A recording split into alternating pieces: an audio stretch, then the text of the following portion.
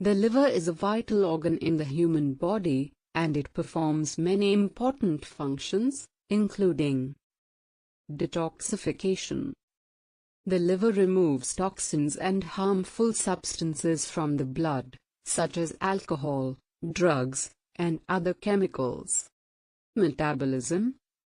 The liver plays a central role in the metabolism of carbohydrates, proteins, and fats, and it helps to regulate blood sugar levels.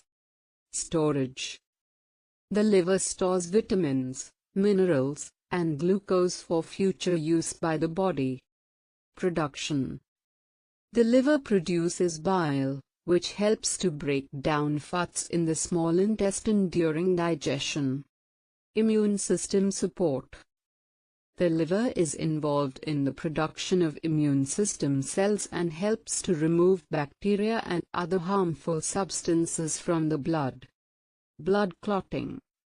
The liver produces proteins that are important for blood clotting. Hormone regulation.